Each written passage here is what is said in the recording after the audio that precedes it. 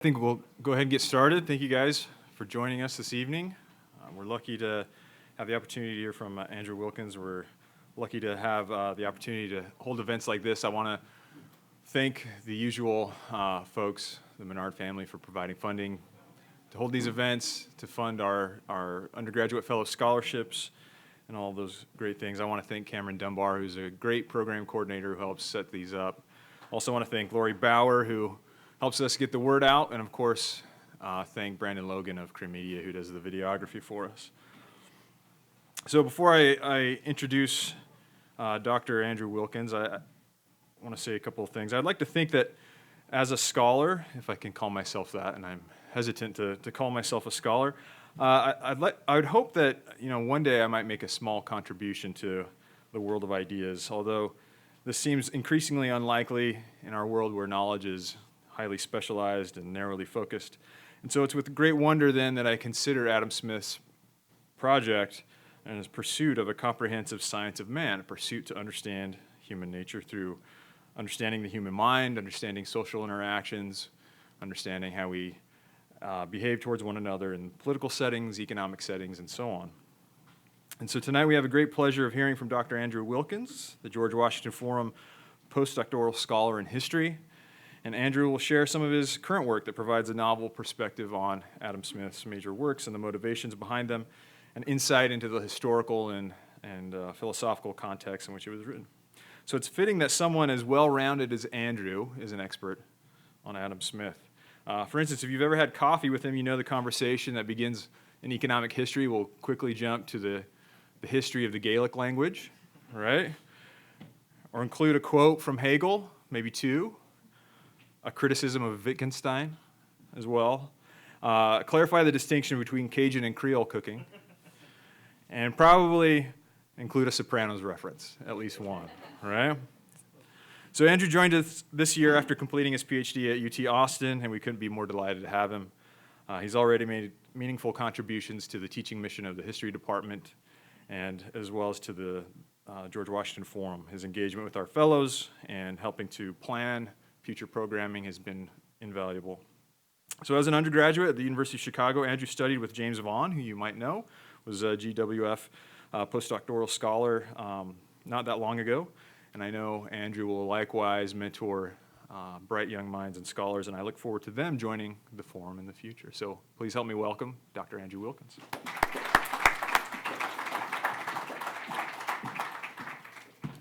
So I wanted to start by thanking Court for that introduction and thanking all of you for showing up. It's got a lot of people here today, that's good. So I wanted to make some clarifying remarks really before we start, because there's already a lot of problems with this slide. For one thing, the word science. Science does not mean what we mean today in the 18th century. Science means a coherent body of knowledge that has some sort of set of principles connecting them. So when I say that the science of man could be understood as the project of the Scottish Enlightenment, I'm not saying something positivistic. This was not an attempt to develop a positivistic social science. In fact, if anything, it is the first great attempt to make a non-positivistic social science, a non-positivistic way to understand man, society, and history. And it was really the project of much of the Scottish Enlightenment. There is a small group of scholars in the Scottish Enlightenment who were kind of against this as part of something called the School of Common Sense. And just keep that maybe in the back of your mind, that the opposition to this was the School of Common Sense. It doesn't quite mean what we mean today, but maybe a bit more in that direction than Hume and Smith are. So the other part of this is the problems of the wealth of nations. What was this science of man? Well, essentially, the science of man was how Hume and Smith and several of their friends, but predominantly Hume and Smith, understood their project. It was a broad project that dealt with many different issues, many different subjects, and it attempted to understand how humans developed, how they worked, and how they exist with their fellow man. Now, because of this, it was inherently historical, and because of this, it generated a lot of problems. This was a new way of looking at things. These problems had to be solved so they could make a positive contribution, not only to philosophy, but to history, what we now call the fields of anthropology, sociology, and economics. None of those three fields really existed before this, and all three of them are connected, at least in some strain, with beginning in the Scottish Enlightenment, with beginning with this science of man. So Smith's Wealth of Nations, I would argue, should be read as only one plank in his broader adventure to construct this science of man. Unfortunately, Smith passed away before he was able to complete his final fourth great work. or I suppose really third great work since the lectures weren't published. He passed away and he had his friends burn most of his documents, with the exception of a couple of sets of essays. The only thing we know about Smith besides this is what a few letters survive, and also some pretty copious notes from his lectures given at the University of Glasgow in the years 1762 and 1763. We use these to really reconstruct probably what Smith's broader Science of Man is, because those documents, especially the lecture notes, really kind of put pieces together. It shows the connection between these works that are seen as very disparate. So one last thing before I move on. We've kind of dealt with this problem in some of the earlier talks in the series, but there's a problem that used to be called the Das Adam Smith problem, which is basically just that. It seems like the guy that wrote the Theory of Moral Sentiments could not be the same guy that wrote The Wealth of Nations. The guy who says that human society is based on our natural propensity to truck, barter, and trade also somehow says that human society is based on fellow feeling, on what he calls sympathy, what we now call empathy. Those two things seem to be at odds. Understood in the Science of Man, they're not at odds at all, but instead part of a deeper psychological phenomenon. So with that, I'll move to the view from Kirkcaldy. One of the things I want to do here is to demonstrate the importance of history to Smith's work. What was going on in Scotland at the time is particularly important to the Wealth of Nations. And outside of historians, really very few people look at this. Very few scholars outside of history, so essentially I'm talking about economists and philosophers, have really seriously dug in to what Scotland was like in the 18th century, which is quite the mistake. It was a very interesting place. Probably one of the most unique places in Western Europe, as we'll get to in a minute.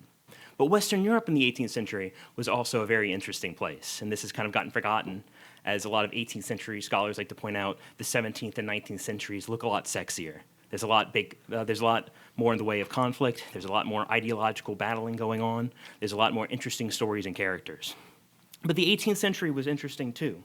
The 18th century saw the end of these religious conflicts that had wrecked Europe for the last 200 years. It saw the rise of relative toleration, even in states that we don't think of as particularly tolerant, like 18th century France. It also saw the developed European state system begin to expand across the world. It had already done this in the prior centuries with Iberian colonization and the earlier stages of French and Anglo colonization. But really, what's taking off now is the expansion of the society that existed in Europe across the globe. Specifically, this new way of relating to people, predominantly through markets and what sociologists call a Gesellschaft society, as opposed to Gemeinschaft. So a society instead of community, one based on kind of abstracted ideas of interacting with individuals, not as individuals you know and have a relationship with, but as individuals you relate to merely through both relating to society. Within that, the polity of Scotland was particularly interesting, especially in the 18th century, because in 1707, Scotland does, well, really 1706, it comes into effect in 1707, but Scotland does a very bizarre thing, which is Scotland votes away its independence. If anyone here knows Scottish people, they know that Scots are very proud of Scotland and the existence of Scotland as a nation and a polity. But Scotland, a country that existed for 850 years, quite a long time, voted in 1706 to join with its hated neighbor in the south, England. At this point, maybe they didn't hate the English so much, but neither party really liked each other. The question as to why this happened is really important to what was going on with Smith, what was going on with Hume, and what was going on with the Scottish Enlightenment broadly. But essentially, it was understood that there was a problem inherent in what was going on in the British Isles. One element of that, the most obvious, was that Scotland and England shared an executive, and that had proven that it didn't work, because the king of both countries always preferred English interests to Scottish interests, frequently dragging Scotland into wars in which it gained nothing, frequently trading away Scottish acquisitions to gain England acquisitions. This clearly wouldn't work. As part of this, there was a last-ditch effort for Scotland to actually colonize the New World. Scots, being relatively good at thinking through problems, probably because they are forced to actually plan instead of brute force their way into things, decided that looking at a map, it seemed like the best place to have a colony in all of the Western Hemisphere was is currently called Panama, but at the time it was called the Isthmus of Darien, the narrowest part of North America. And the reason for that is the exact same reason that today there's a Panama Canal, and that for quite some time the American Empire was in that area, which is that it was seen to be a great entrepot. You could have this one colony, relatively easy to support because you don't need a lot of other stuff around it, that could control trade, that could bring trade from the east, from the Atlantic, to the Pacific and the west. About a third of Scottish capital was invested in this attempt to colonize Darien. The English refused to support it. Now, this was a problem because England had, the interest of the king, really. And the king refused to use the shared English and Scottish navy to protect the Scottish colony. So when the Spanish came in and said, you can't colonize our territory, well, most of the Scots died or were kicked out. This essentially caused Scotland to enter not only an immediate kind of economic crisis, but to finally realize that Scotland could not exist in a modern commercial age. It was too small in an age of empires to be able to compete.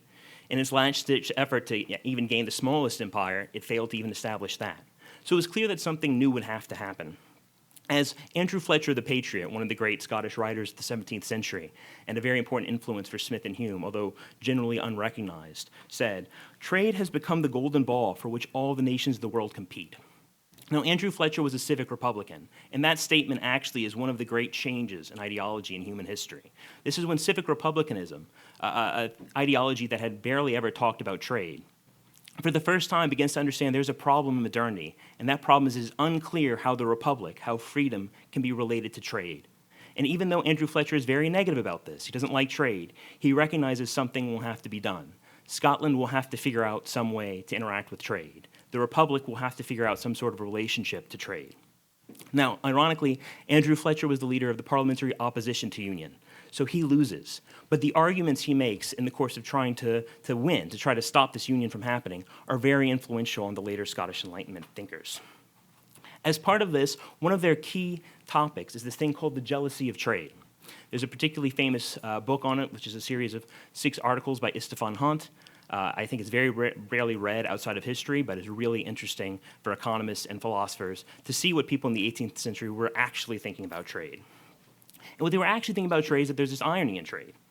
There's this irony of trade, which is that supposedly trade is bringing us together. But in practice, in 18th century Europe, it seems to be tearing us apart. The 2 major empires in Europe at this time, England and France, enter into a long series of wars, often called the Second Hundred Years' War, where they are constantly competing for essentially empire. For essentially not just an empire in the old Roman sense of territory and populace, but of trade, of markets, of vents, and of access to primary resources. So this problem, this jealousy of trade, animates people like Smith and Hume because they want to figure out a way to argue that the republic can survive the jealousy of trade, and that in fact the jealousy of trade is a false jealousy, that we shouldn't be jealous of each other, that we shouldn't go to war for empire, and in fact that we shouldn't have empire at war. Empire at all, but I'm getting a bit ahead of myself there. So this is very closely related to 2 different trends that have been noticed about trade, that were being noticed with trade in the 18th century. The first of these was that, ironically, trade seemed to be leading to a martialization of Europe. Wars had become much more constrained. This wasn't the chaos of the 30 Years' War in the 18th century, but they'd become much larger. They're more constrained in scope, they're more limited to actual military targets, but the numbers of men involved have increased dramatically. The number of theaters involved have increased dramatically. The 7 Years' War is often called the First World War because they were fighting on 6 different continents. This is a pretty major development, and this seems very worrisome, especially because it seems to contradict this other idea that the French Enlightenment figures really champion, which is sweet commerce, this idea that commerce is sweetening and makes us friendlier and healthier and better interacting, better neighbors and all these sorts of things, that it's making us into better people. That was happening. Very few people would say that that wasn't happening in the 18th century. It seemed a lot like Europeans were becoming, in their terms, more polite, nicer people. And at the same time, they were going out and conquering people and making slavery significantly worse in the places that they were conquering. This was a really serious contradiction. And I would argue that it was this contradiction between the militarism of Europe and the douce commerce theory, the idea that this should be making us better people, that was driving a lot of the Scottish Enlightenment thought. This is a contradiction. This is not 2 different sides that you argue for one over the other. You clearly have to accept both. And then you have to work out why this is happening. That was the task for a lot of the science of man. So finally, I want to get to actually what was going on in Scotland this period, and what makes Scotland probably the most interesting Western European country in the 18th century from just a pure how it functions standpoint. And that is, Scotland was a divided country. It was not divided with one majority ethnic group and small minorities kind of scattered about, but instead there was a geological fault, a physical boundary between 2 halves of Scotland, the lowlands and the highlands. This really only was noticed in the 14th century, that this seemed to be turning Scotland to 2 different societies, a Highland society and a lowland society. But from the onset, the lowlanders, who were the ones noticing this, point out that the lowlands are more commercial, cleaner, tidier, English, and more likely to trade. Now, the Highlanders would, of course, very much disagree with that. But from the beginning, this relationship was very antagonistic. But they actually started from very similar places. In the 14th century, it does not really look like the lowlands are a more advanced economy than the highlands. By the end of the 17th century, and certainly by the 18th century, this is undeniable that this has come about, that the lowlands have become something that we now call a commercial or maybe capitalistic society. And the highlands had something else. Some people call this a clan system. I don't want to go into why that's not necessarily the right way to look at it, but they were some sort of non-commercial society, even though they interacted with markets. The basis of this society was military obligation, was every man in this society had some sort of role to do in the army. Now, the flip side of that is a society can only work if there's labor. So the other side of this that's often forgotten is that this meant in this society, women did essentially all of the labor. Very famously, one report, or not necessarily that famously, but one report says that essentially the men spent all their time sunning themselves on whatever side of the valley currently had sun and talking about how great their ancestors were at fighting, whereas the women did all the work. So this is a really interesting position, and this required Scottish people to have to think through what was going on. Not only is Scotland in a weird place, it's kind of between France and England in terms of development. Not only is Scotland possessing of this commercial society, but it also possesses this pre-commercial society. So they, much more than other Europeans, have to actively reckon with, why have we become what we've become? It's much harder for them to agree with the French and say, oh, society has been developing towards us today. Because clearly, people that were part of the same nation developed in a totally different way. There must be some sort of reasons that the Highlanders developed differently. This was a pressing political question, because the Highlands weren't just poor. They actually were a serious threat to the British state. In a number of uprisings in the 18th century, large Highland armies would form almost instantaneously and march all the way south almost to London. This was a real potential to overthrow this new, polite, commercial society, and so it was threatening. But also, to their credit, the Scottish literati looked at Scottish Highland culture and they said, this is kind of oppressive. They called it a friendly oppression, because the clan chieftains still had some sort of feeling of obligation towards their inferiors, but it was very clear that the chieftains were changing their ways, and that maybe this friendly oppression wouldn't last forever. And in fact, they were quite right. In the next 100 years, the Highlanders would be forced out of their homes, almost entirely to Glasgow, Canada, and the United States, as Scotland became the only country where sheep ate men. As sheep displaced all the native Highlanders in the Highlands, they became very large sheep grazing areas. So this problem of what exactly was going on in the north, of course, animates the Scots. But Adam Smith is also in a very interesting place. He's across the Firth, which is the English word for fjord. We don't use it, I don't know why, but we have an English word for fjord. It's Firth. There's multiple ones in Scotland. There's a few in England. He is across the Firth from Edinburgh. He sees the capital of Scotland. He sees, as he writes The Wealth of Nations, out of his front window, he sees all these great economic developments in the central belt of Scotland, which is the core of economic activity in Scotland. But he also sees Scotland's premier industry of linen in the 18th century taking off. The place where it grows the fastest is in the county of Fife, which is where his town is from. And in fact, within Fife, one of the premier linen-producing towns is Kirkcaldy, where he lived and grew up. And this economic development happens over the course of his life. And what's more interesting, this economic development happens under the guise of this thing called the Board of Trustees for the Improvement of Trade and Manufactures in Scotland. Essentially, the government itself was very closely related to economic development in Smith's life, and this was something that Smith knew. And we know that he knew it because he talks about it in The Wealth of Nations, although obliquely, and because he actually uses its data. It was a public board, so he had access to its public records when he's making some of his arguments in The Wealth of Nations. So the few times where he does make these quantitative arguments, he is using the board's records, specifically with the increase in linen production in herring fishery. So Smith knows about this. This is another thing that is puzzling Smith. He wants to understand then what is the relationship to what is going on in his home and increased production. And finally, something new has happened in philosophy in the 18th century. Of course, he's writing in the middle of the Enlightenment. That in general is big enough.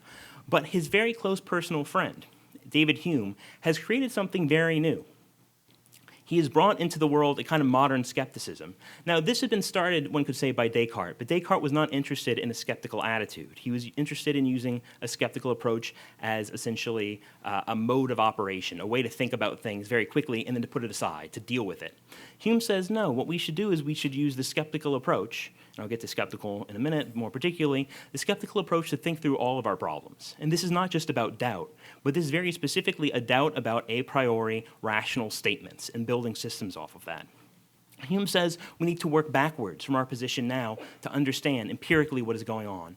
But not just that. We can't erase the fact that we're working backwards from our position now. There is something going on with the fact that we ourselves are the people empirically looking backwards. that we are practicing, which the ancients called epoche, and what Husserl recognizes as a very important aspect to this modern skepticism.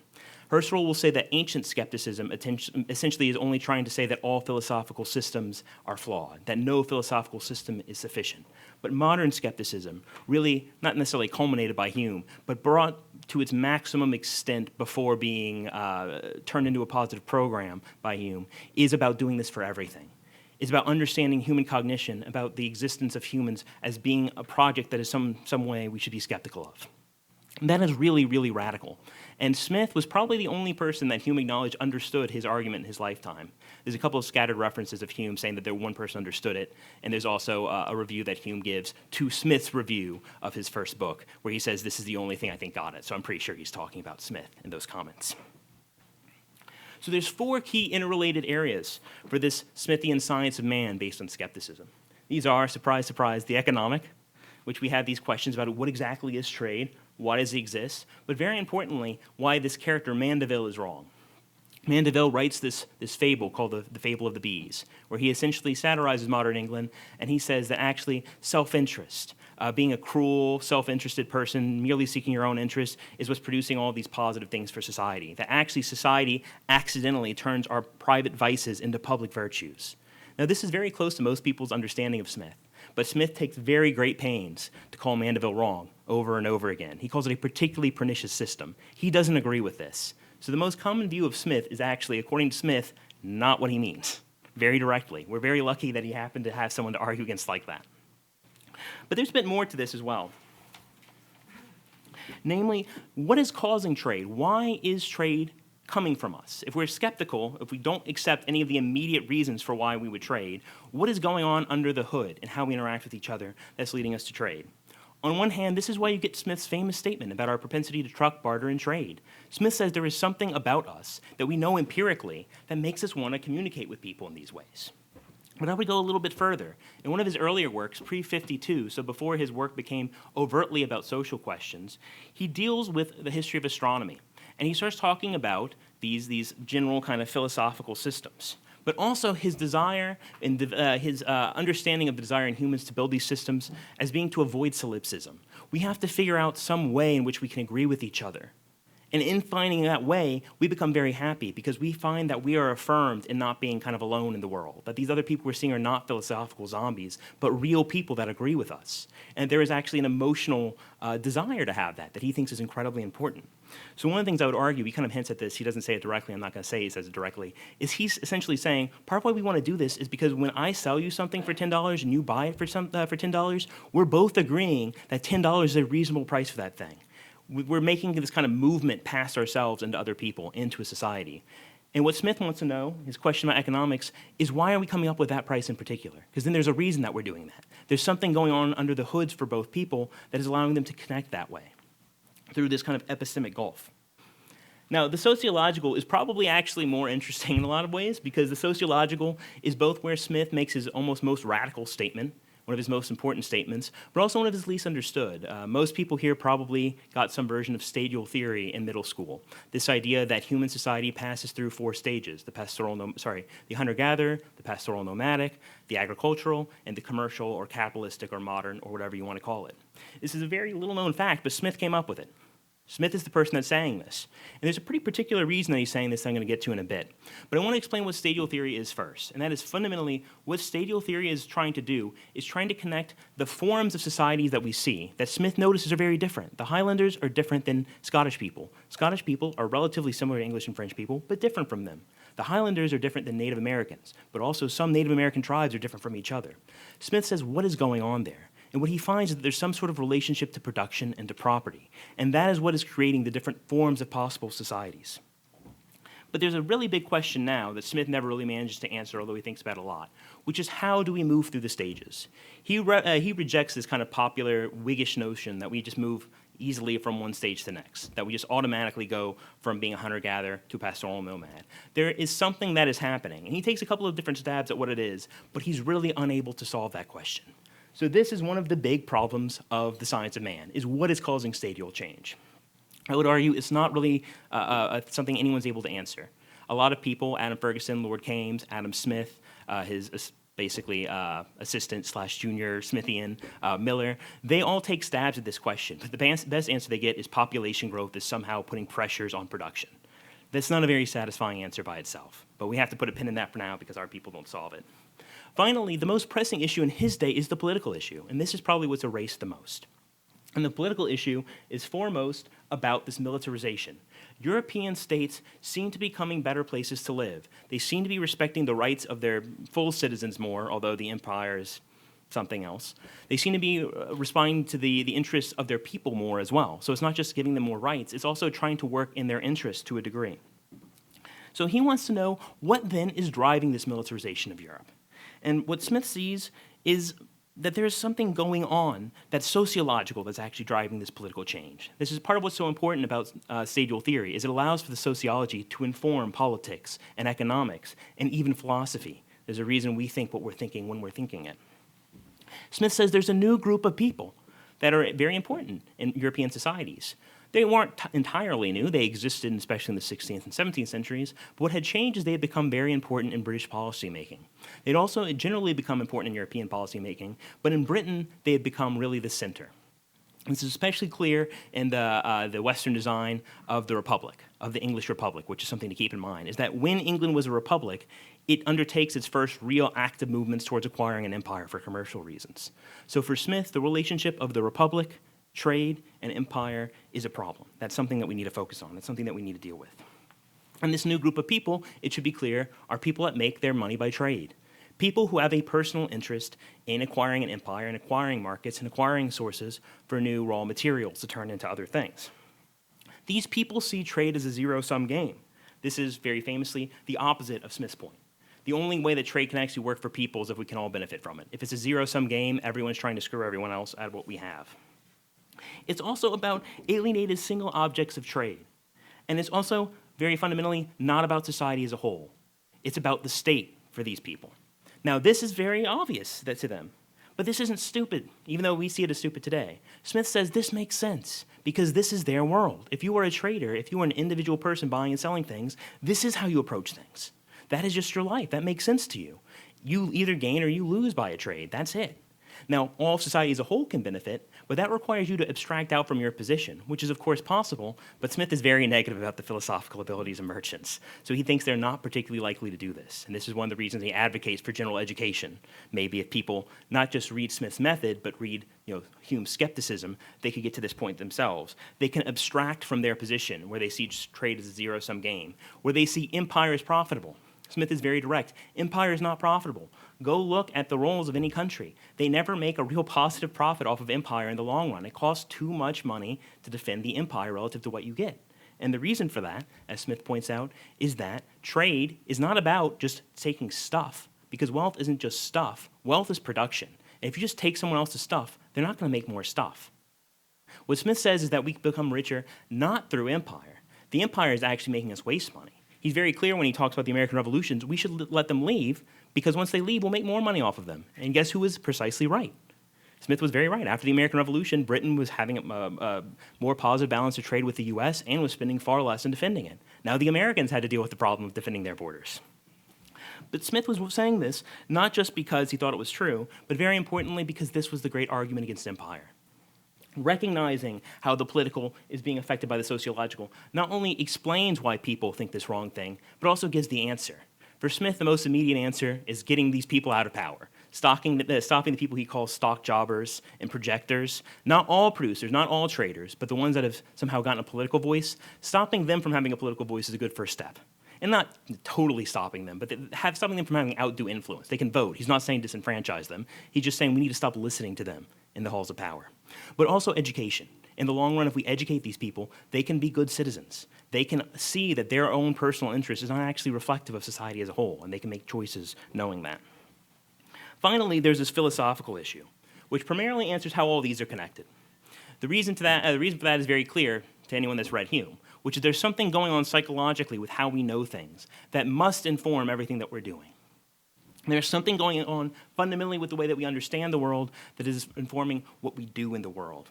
As Herschel points out, Hume is really the first person to begin making a positive transcendental program, which is to say a program that takes into account human action based on the possibilities of experience, that doesn't start from ontological points, that doesn't start from theological points, but starts from epistemic points, which is this is how we know, therefore the way we know affects what we do in these ways.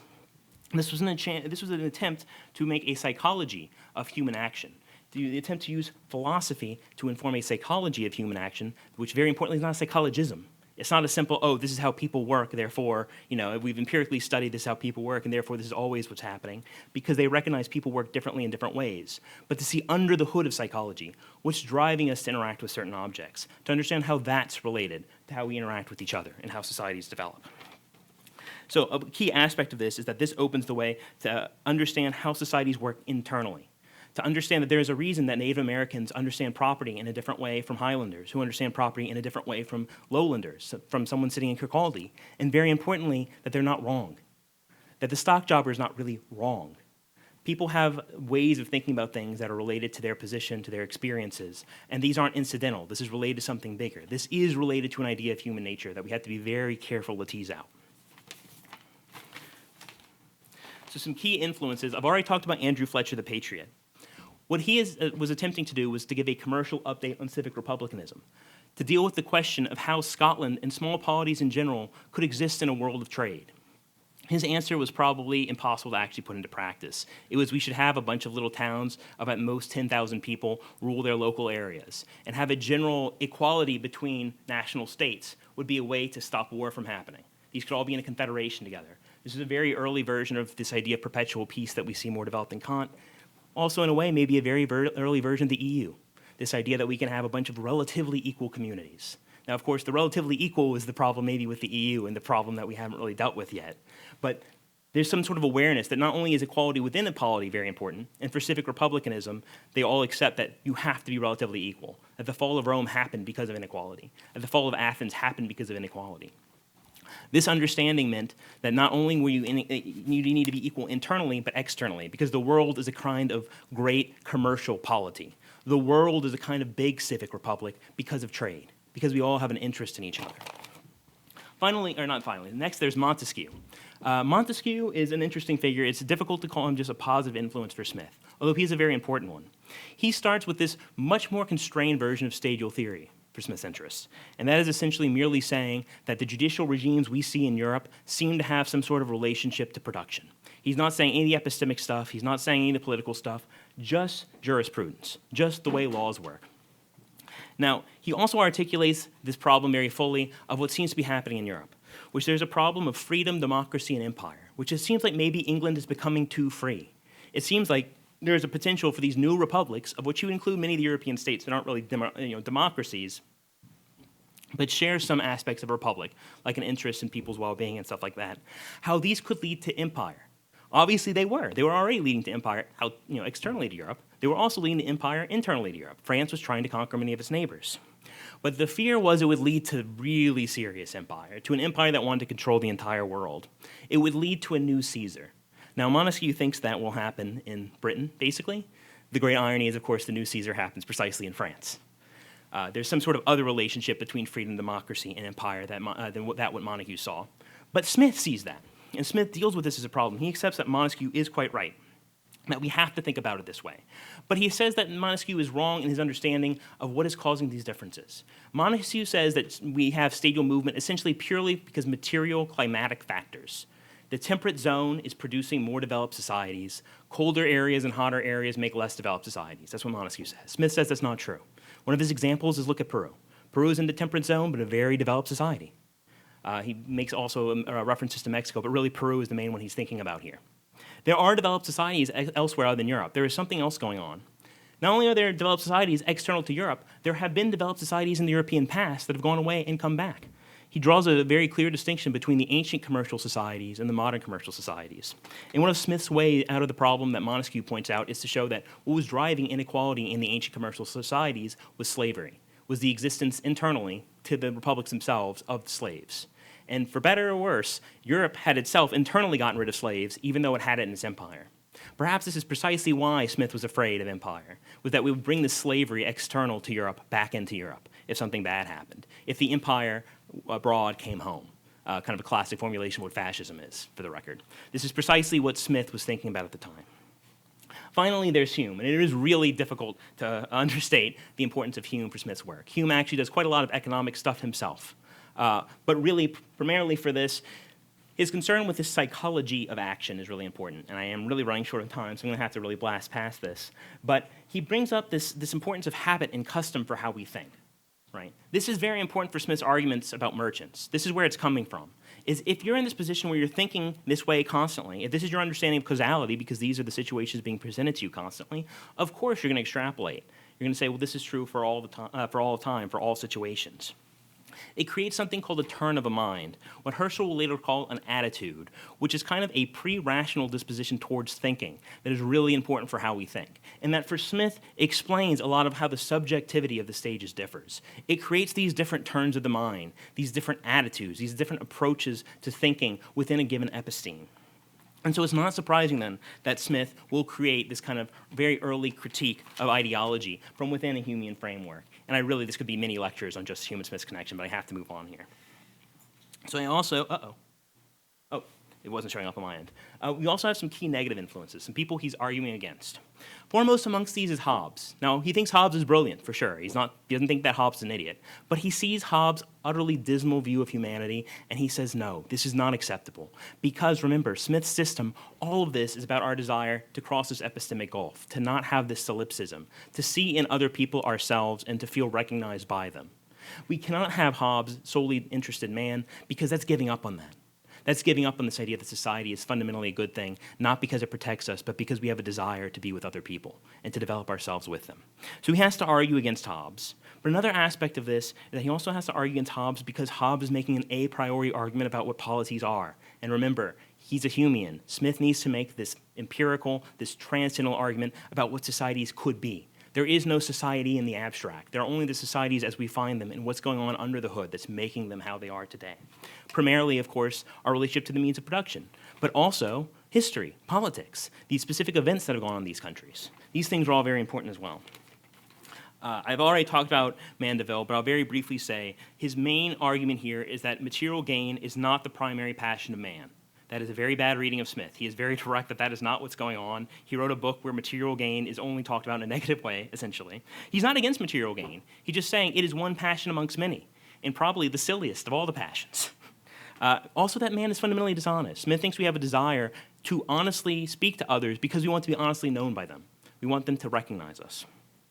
Finally, we have the physiocrats, and this is the most kind of in the weeds, the most specific, but the physiocrats are the people that are more or less generated the ideas about Adam Smith that we have today. They're the ones that say laissez-faire. The fact that they are French and Adam Smith is not should tip you off to the fact that Adam Smith is not the laissez-faire guy. That's the physiocrats. Very importantly, they argue that actually rural areas are driving economic development. Smith says no, it's urban. They'll also argue that manufacturers are a bad thing. They're just the output of agricultural advancement, of this urban advancement, this rural advancement. Smith says, nope, look at Europe. The richest countries are the ones that have this developed manufacturers. They say that economics is more important than political economy. Now, I want to get into something a bit different here, which is Foucault's analysis of the origins of this way of thinking. Foucault actually attributes this to Hume, but my argument is that if you understand, Smith, but if you understand Smith in a civic republican way, you see this is precisely wrong. This governmentality that Foucault talks about, where economics is about finding the limits to what government should do for its own interest, is very different than Smith's argument. Smith's argument is this Humean civic republican understanding of what we should do for our own sakes. Sure for material gain, sure for the benefit of the state, but also to freely develop as individuals. This is not about what government limits itself to do out of its own kind of rationality, but how we want to constitute our government. That free choice is very important here. He really isn't this Foucauldian guy. Finally, he needs to argue that a priori reason will not tell us how a state should best develop its own interests. And the way he does so is in this particularly interesting section of The Wealth of Nations, where he lays out a kind of theoretical counter to the physiocratic model, which agrees with some elements of it, and then says Europe has precisely, a backwards and retrograde model. That what actually happened in history is not even Smith's model of theoretically what should have happened. Certainly not the physiocrat's model. Instead, what happened is precisely the opposite. Somehow, the urban centers became rich of their own volition, and in becoming rich of their own volition, enriched their environs. somehow precisely the opposite of what a priori theory said should have happened. And therefore, the goal of economists should be to understand what was going on there. It cannot be merely economics. Something bigger was going on there, because Smith agreed to an extent. The economics says, yes, it should be coming from the rural areas, but the history says no. And for Smith, the history is what's important, not the economics. Or not the economics, but not the a priori economic theory. So I want to get to how Smith thought he was dealing with this in that note, which is what I would call the laboratory of man, where the science of man was being worked out. And for that, we have this great quote by Hume, to his publisher, which is, "I believe this to be the historical age and this to be the historical nation." Now, by that, Hume did not mean that Scotland was world historically important. I think that would be a very difficult argument to make, that Scotland was world historically important.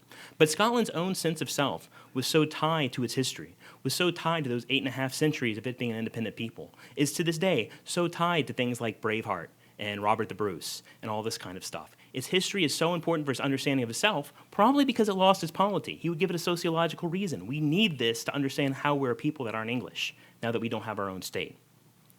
So this interest in history is really driving a lot of the Scottish Enlightenment theory. And perhaps one could argue this comes prior, that this interest in history, this attitude, this turn of the mind is precisely what's generating Hume and Smith's methodological approach. They're actually kind of post hoc trying to figure out a way to justify what they already believe. That's that we have to turn to history to understand things. We have to turn to history and inference to understand not just the present, but how things change. And very importantly, how things could change in the future. We can use this to do something.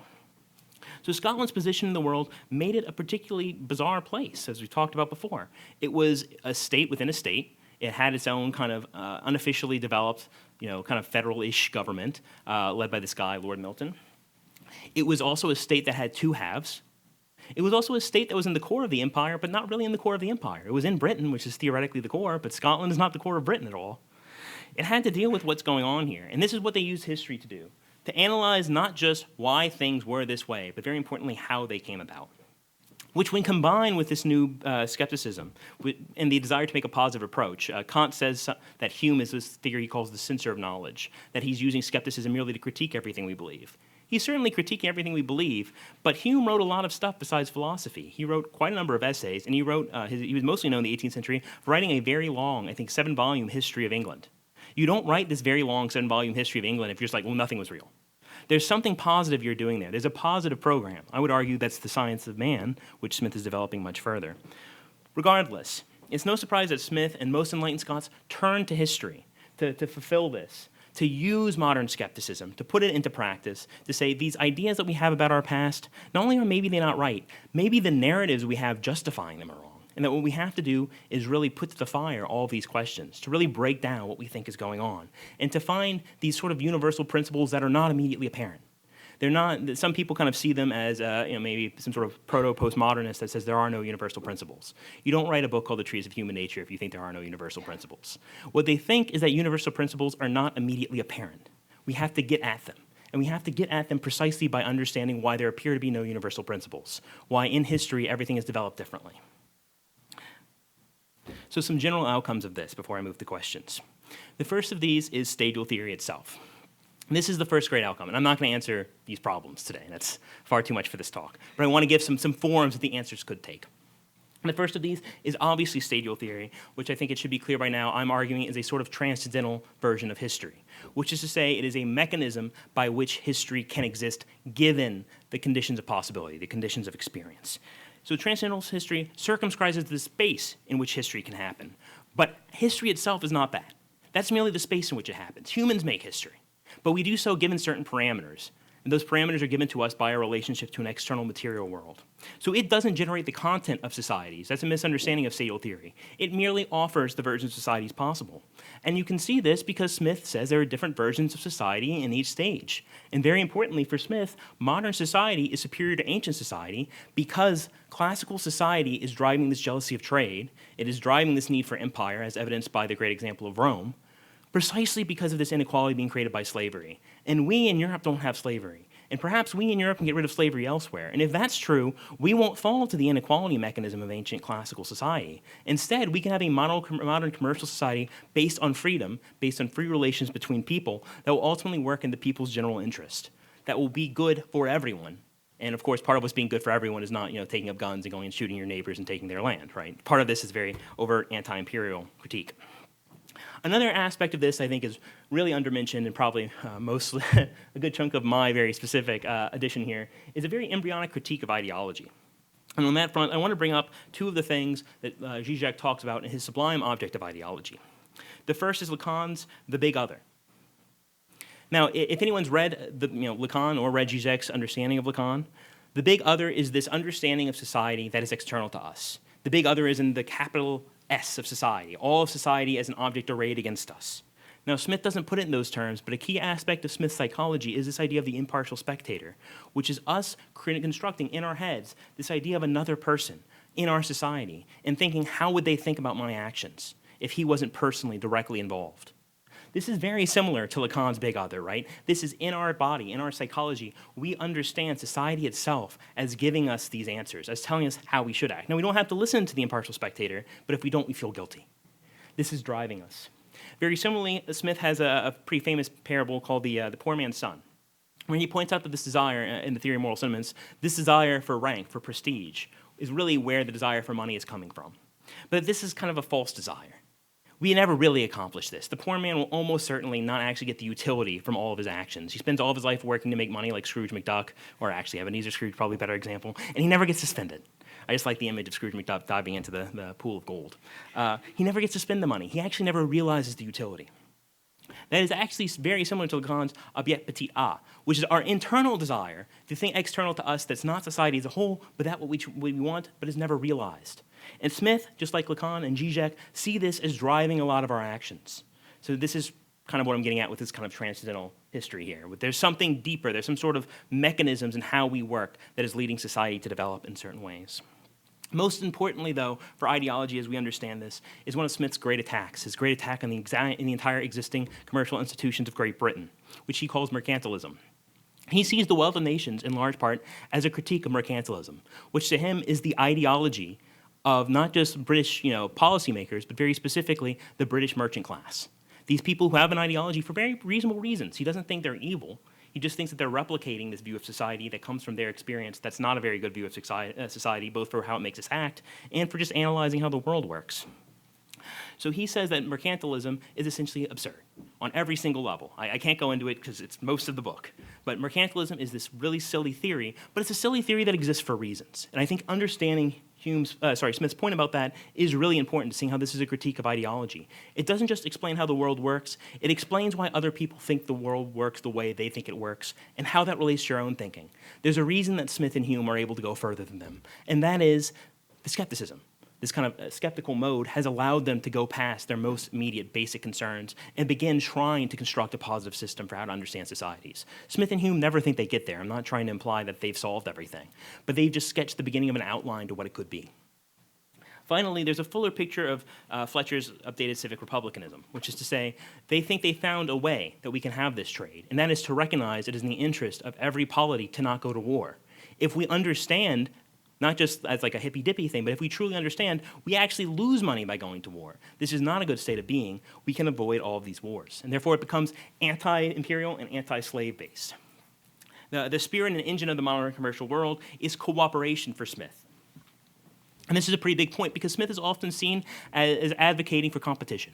And Smith thinks in limited ways competition does good things. And the good thing it does is it drives increased cooperation despite the ideology of the people doing it. The merchant trying to compete and make more money is actually causing an increased division of labor. The merchant who thinks, because his immediate example, his immediate experience is him competing with people, he thinks he's driving competition, therefore making money, is precisely driving cooperation, and that's why society is becoming richer. Therefore, he needs to have this critique of this very violent attack he makes upon the whole commercial system of Great Britain. So that's kind of all the key points, but I do want to end, unfortunately, on a pessimistic note, which is that I do think it is a flaw to understand all these things Smith points out without seeing the pessimism. He is pretty inherently pessimistic. The relative freedom that Scotland and England acquired, as well as most of Western Europe, seemed very dangerous. It seemed like it wasn't going to last. There was a question of whether or not these positive points he had made would be able to survive the onslaught made by his opponents, made by the mercantilists. Would it be possible for the negative aspects of commercial society to overpower its positive attributes? Would it be possible for there to be a new Caesar who who will take these words about freedom and trade and all these, cooperation, all these great things, and form an empire? Would it be possible for this other state that's part of this whole thing, Prussia, this military without a state, would it be possible for that to somehow become this monster commercial society? Obviously, he's not thinking in terms of Prussia, he's thinking in terms of France. I'm just saying there's a Prussian thing down the road. But there's this real question. Can we actualize the positive potential that stadial theory gives to commercial society? Can we do that? He seems very negative. And he seems to think that the political power of the stock jobbers and projectors is what's going to stop this. They're never going to let someone say the truth. They're always going to say what they believe instead. The other fear is that we'll get the stationary state. Even if we do this, we'll get to this position where we're no longer making a profit. And we're no longer making a profit. A lot of the positive aspects that Smith sees in commercial society stop. His example for this is China, and it's a bit too technical to get into, but he thinks even if we solve this commercial issue, even if we stop going to war with each other, eventually we'll get into a society where nothing ever gets better, because competition will basically make us actualize the degree of cooperation we can have given our technological development. And with that, I'll open it up to questions. Sorry to end on the pessimistic note.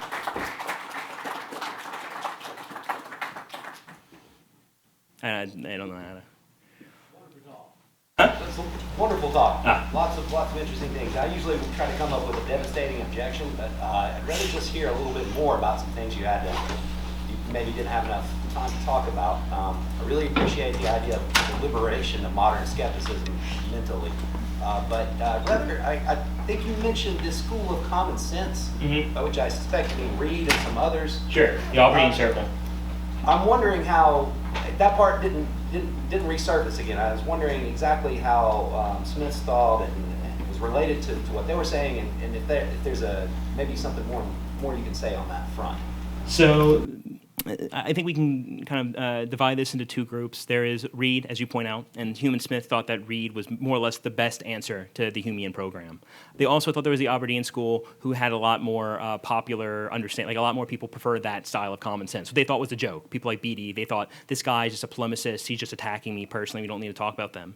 The reality is, Hume and Smith essentially thought Hume's arguments stood on their own. And part of that is because of the importance for essentially revelation, or not revelation, but like these kind of more classical religious arguments for Reed's platform. Hume and Smith do not share those basic assumptions, and therefore for them it's not particularly important. I don't think I've ever seen Smith do more than reference them. I don't think I've ever seen him directly deal with the argument. I believe this skeptical program incentivizes people to, unless you're making a polemical point, to merely offer the best positive program you think you can make. And this was the best positive possible program they thought they could make. Now, Hume does have more substantial critiques of Reed. They're in a couple of his letters that I could get for you if you want. I don't know the meat of them off the top of my head at the moment, besides the kind of more religious connotations.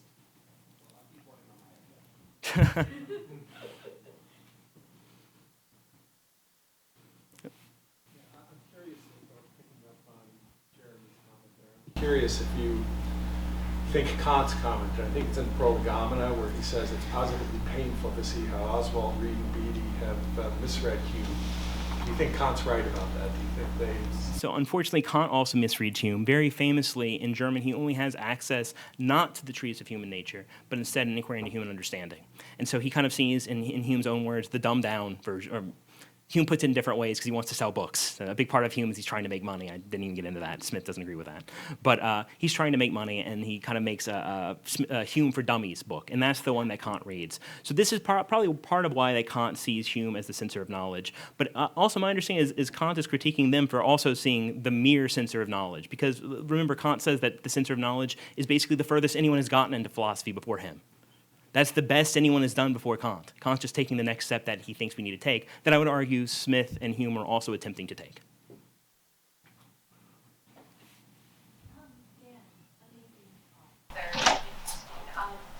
Could you explain more? You said something that kind of contradicted something I had always thought with Adam Smith, is that that Smith's theory was in no way a priori. I always thought that it was like the invisible hand in a way was a priori in the sense that like Kant's categorical imperative is a priori, and the fact that all that we need to know is, the basic, of human nature in some ways, and then what it will result without any actual experience of it. and then it will work out to this invisible controlling factor that we can just get about rationally. So, what is your argument there that it's not a priori? So the first thing is saying the invisible hand is a priori is interesting because the one time he uses the term invisible hand in The Wealth of Nations is merely to say, probably in kind of a joke about basically Rousseau's theodicy, is to basically say, as if guided by an invisible hand, a merchant tends to invest his capital close to home. That is not a general state. For one thing, it's not a priori because it's just a tendency. It's not we always do this thing. It's just merchants are going to tend to want to see where their money is going. If you're going to make the same rate of return investing in the Netherlands or India from England, you're going to invest in the Netherlands. That's just a reasonable thing to do. So the invisible hand is really not Smith. I mean, most of our conception of the invisible hand really is Friedman.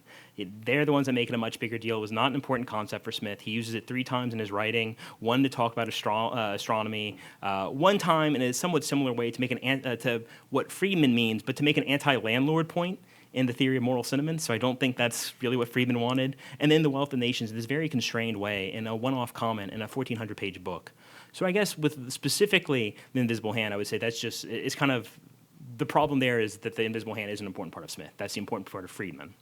Now, his program in general, there may be a priori things going on. Certainly Hume thinks that there's at least one, the association of ideas. Schopenhauer would actually agree. Schopenhauer says that precisely his critique of Kant is more or less what Hume is saying, that these things are right, that there is some sort of a priori stuff, but it's not the categories. That was too complex. The architectonics are too complex. Instead, there's this going on. But Smith's point is that there may be a priori ideas about how things work, but we haven't gotten there yet. The physiocrats are wrong about everything. The theory I spell out, remember that I just told you that he makes, he says is wrong. He says historically this didn't happen. So clearly, if there is an a priori principle, we haven't arrived at it yet.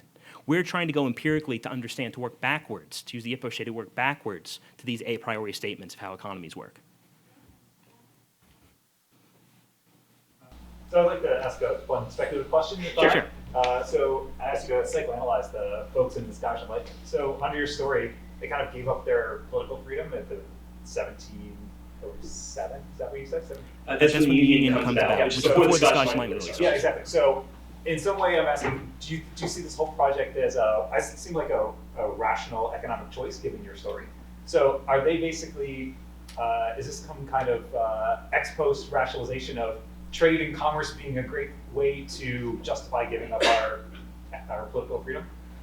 So I would actually almost say it's the opposite, which is realizing that the gambit worked, but it didn't work like it was supposed to. And if you want to look into this, I have a 750-page book at the University of Texas you can go read. But essentially, Scotland loses money the first 20 years after the Union. It becomes poorer. It seemed like all the arguments for commercial society were wrong. And then 1727, something happens, which is the creation of the Board of Trustees for the Improvement of Trade and Manufactures that I talked about before. And as soon as 1727 rolls around, the Scottish economy starts developing very, very rapidly. And that was, it's difficult to get into, but that was actually directly funded by the 14th Act of the Union. It said we're going to make this thing to improve Scotland using this difference in the Scottish versus English national debt.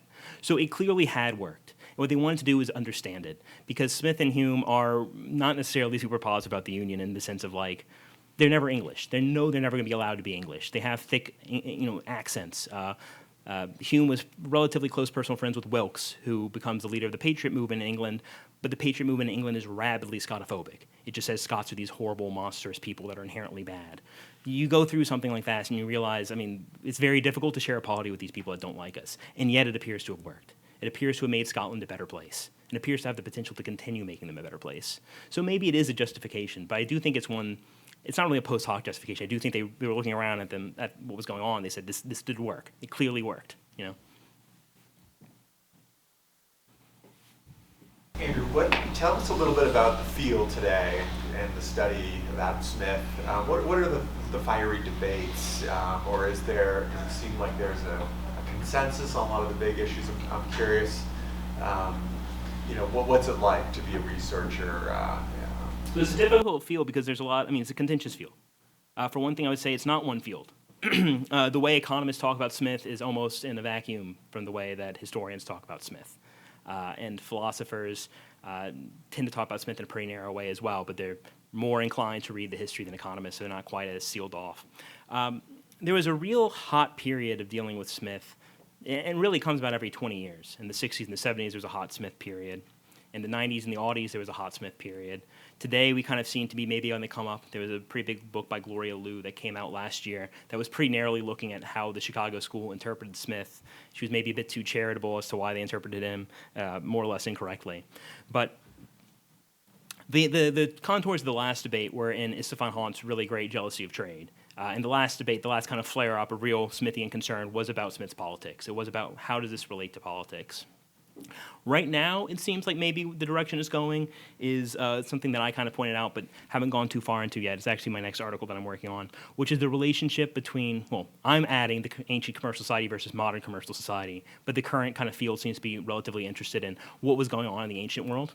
How is that related to, or how the Scots were thinking about the ancient world, how did that play into their politics? So more specifically, not just history in general, but the particular Roman and to a lesser extent Greek example, how does that inform the Scottish Enlightenment theory? Great, thank you. What were the Scots thinking about the Roman world and the Greek world? Yeah, so the main thing is they wanted to avoid, and if I would have had more time, I would have gotten to this. I have some notes that are just extra stuff from the slides, and I just had to cut it out. They thought it was both positive and very negative. They're not one of these, they thought that the Roman Republic was a good thing, but it ended, and it ended in a bad way. And it ended in a way that was very threatening for European freedom today. We don't want a Caesar today. And they were very aware that a Caesar was possible. And of course, a Caesar almost precisely happens. I mean, Napoleon is an inverse Caesar. He becomes important because he does stuff in France for a republic, for Italy in a republic from France, just the inverse of what Caesar did. He comes back, he makes himself the emperor. I mean, after being part of a triumvirate for a number of years, I mean, he really is just Caesar. So they were afraid of this potential coming from inequality. And so what they wanted to do is either, on Montesquieu's side, solve the problem of inequality. This actually leads to the American Constitution, more or less. Our idea of the division of powers is to say inequality is inescapable. What we need to do instead is to try to balance factions off of each other. Famously, we're not supposed to have parties in the United States because the factions are supposed to be balanced off each other. You can figure out for yourself how that went exactly. But the Scots think that maybe there's a different way, that maybe there's some other way to get equality. And that way has something to do with some sort of philosophical breakthrough, some sort of proper understanding of man's relationship to man. And it has something to do with markets as well, but it's not this story of like just markets are going to fix everything either. Jack? Yeah, I was just going to ask, we talked about stadial theory, which I didn't know the name for until tonight. And also, I think, we've had discussions about property being at the forefront of sort of the development of social relations in Smith's worldview. But I was wondering, because I don't think we've ever talked about what you personally think as far as Smith being like an important figure in sort of proto-Marxist thought. Because I do think a lot of this stuff really seems more in line with the work of Marx than with someone like, say, Friedman. So Lenin very famously says there are three sources for Marx. There's German idealism, there's Hegel, essentially. There's French socialism, and there's British political economy. And if you go and you read Marx, the person he cites most in Capital is obviously Smith, just obviously Smith. He is developing Smith's theory because he thinks this is where the economics of Smith goes. But I would argue that in the same way that Smith is responding to Hume's attempt to build a transcendental program, so was Marx responding to Hegel's attempt to do a similar thing, to build a similar sort of positive program, given Hume's critiques. And so I do think that there's a parallel there. There's also a parallel in terms of ideology, which is a lot of the relatively contemporary scholarship they don't think the Smith stuff has caught up to quite yet, is on this civic republican ideology. Right? What is the place of civic republicanism? Because Smith used to be read as a liberal, but he has all these really not liberal things. Like he rejects contract theory. Point to the contract. Hume has this essay where he says, there's clearly not a contract at the basis of society, because where is it? In fact, the only country they were aware of that had a contract was Scotland. They actually signed a contract with God in the Wars of the Three Kingdoms that said they were going to be Presbyterian forever. I mean, that's the only one, and that doesn't really seem like the basis of society. That seems like the basis for the Presbyterian Church. So he does all these weird not liberal things. For one thing, he says that property doesn't exist in all societies. That's pretty not liberal. He's doing something else, which is not to say he totally disagrees with liberalism or anything, but he is developing basically civic republicanism. I think it's pretty clear, and I hope that my talk was able to kind of show to a degree. And Marx is also dealing, socialists also come out, they are one end of civic republicanism. Now, one end of civic republicanism in the 18th century becomes the radical liberals as well. I mean, not all civic republicans became socialists, but the tradition of socialism was the civic republican tradition.